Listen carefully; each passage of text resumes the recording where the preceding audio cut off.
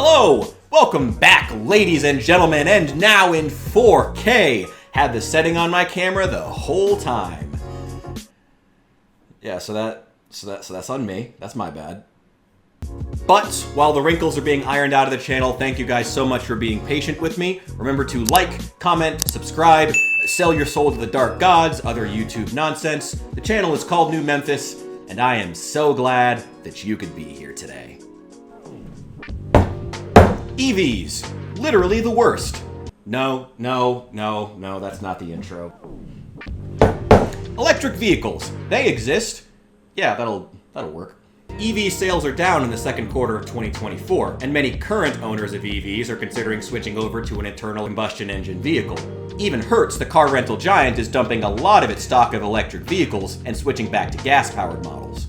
And let's be honest here, the rollout of charging stations nationwide has been beyond slow, glacial, and that's with government incentives. So that leaves a massive question for legislators. Do they help out struggling domestic EV manufacturers with subsidies and requirements of mass adoption? Or do they just leave the market to succeed or fail on its own? And the market could succeed, or it could fail. God, that is just what... Look at that. That is way too much head. I'm embarrassed by that. But if you want my personal answer to the question, could EV mass adoption ever happen? I would personally say that it's an incredibly nuanced and complicated question whose answer is no. But let's look at both sides and try to be fair about this, starting from the side of saving EVs for the sake of the environment and not having to build any more of those stupid mega freeways, hopefully. EVs are better for the environment than internal combustion engine vehicles. That is a fact. They have better acceleration from full stop and provide better air quality than internal combustion engine vehicles. But here's my thought, because this is an opinion piece at the end of the day. If we're going to adopt EVs for the sake of the environment, for the sake of not building those stupid mega freeways anymore, which they won't even help prevent. If EVs are better than ICEs by a small margin, why not just do something that's better by a larger margin? Like, consider this, and I needed the beer for this because these are I'm gonna get into some pretty out there ideas, so try to follow with me if you can. What if, instead of having a single battery-powered vehicle that transports maybe, on average, one person and a very small amount of cargo, we hook many cars together by some sort of a link, and those linked cars can be pulled by one big battery-operated vehicle at the front or the back. Keep following with me. And this series of cars could transport large amounts of people and large amounts of cargo and only be required to run that one big engine. And that's going to be an incredible efficiency of scale.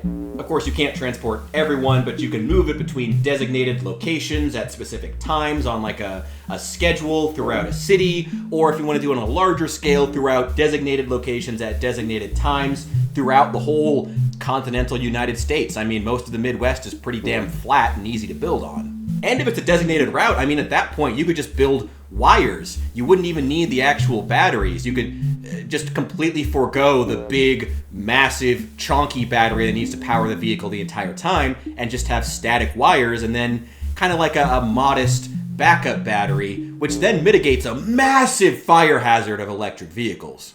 Not that they're more likely to burn, but that they burn for a much longer time and at a greater intensity. And I'm running with this idea. If you have this designated route, in addition to wires or some kind of a third rail, you could have a track that it runs along that's made of steel, and you use steel wheels on steel track, which will last far longer than rubber tires. But of course, this is all theoretical. This magical vehicle with incredible efficiency that I'm describing doesn't exist yet. It's basically magic, although I am sure that if we give enough funding to Elon Musk, he could manage to create something similar if he so chooses.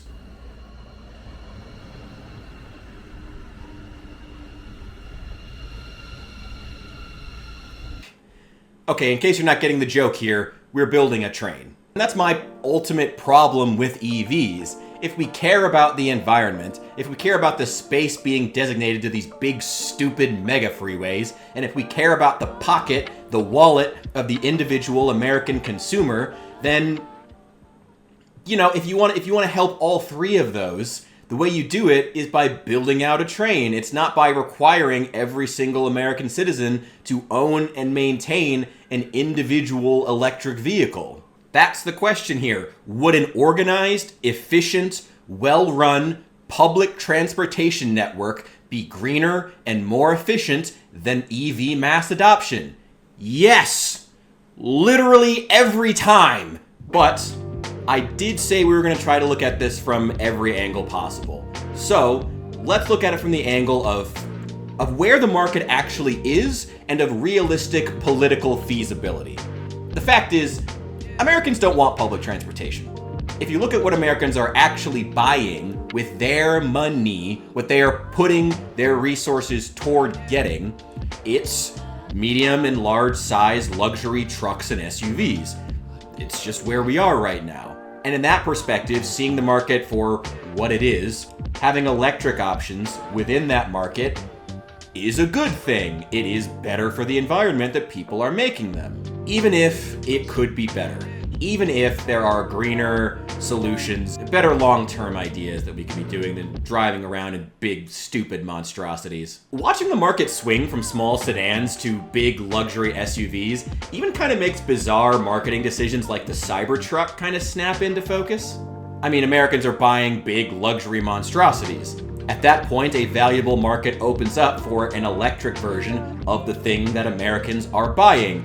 And you may as well drive the hype as far as you can in order to get those sales. So, the Cybertruck now exists. Although if I'm being honest, Elon, you probably should have just scaled it back to being like a glorified electric Grand Cherokee. I know that everyone said they wanted it to be bulletproof and have a metal exoskeleton, but in reality, in practice, I'd much rather have had the air compressor. But EVs. Should we just let the market take its course? Because again, EVs could succeed or fail. In fairness to EVs, sales have only gone down recently. Despite EV haters, like me, I'll just be honest about it, waiting and wishing for the market to crash because of a perception that the average EV is driven by a rich nerd, there is still a very real possibility of mass adoption. I don't personally think it's ever going to happen, but I've certainly been wrong before.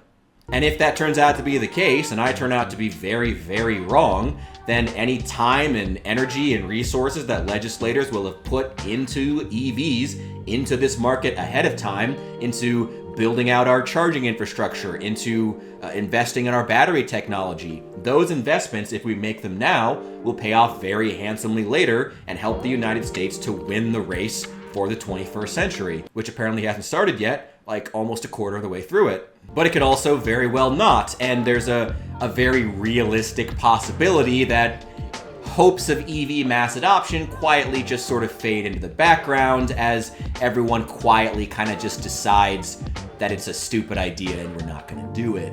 And I should add, I guess, at that point, that part of the reason I'm so personally biased against EVs is that and this is purely based off of my personal things I've personally seen, but having been raised in the heart of Illinois farm country, there is just no battery that survives an Illinois winter that needs to be able to like plow and till fields in cold weather in a Midwest winter. There is no battery. Could we invest and make one?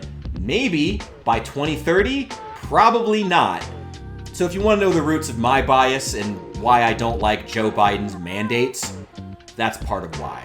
If it turns out that I'm right and EV mass adoption does not happen, then any money and time and energy and resources we put into battery technology and charging infrastructure for something that we all eventually quietly decide not to do would look very foolish.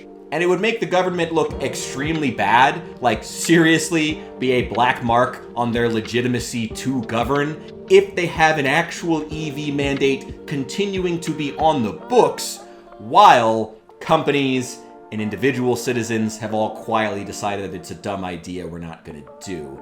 It would seriously decay their legitimacy at a time when legitimacy is really what they need to be working on right now. And it should be noted, because I always worry about the wallet of the average American consumer, that part of the reason that Hertz is getting rid of these things, and part of the reason insurance companies won't touch EVs with a 10-foot pole, is the long-term maintenance costs and the decay in value. A single fender bender can total one of these things. And if you want to think about, 200 million Americans all choosing to buy one of these things for their families within the next 20 years, that's a pretty huge maintenance cost on the average American consumer, unless we're able to build out quite a bit of infrastructure in the distribution of parts and in labor. It's a lot of things on top of just the charging infrastructure and making the cars themselves efficient.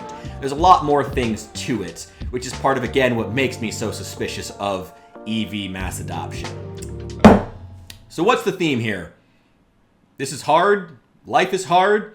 Things are complicated and nuanced and should be seen from both sides? Who knows? I guess so. But I guess if I could sum up my thesis in one single sentence, it's that neither internal combustion cars nor electric vehicles are as efficient as a well-run, efficient public transportation network collectively run. That's the most efficient option. Please build trains. That's my thesis. Build a train.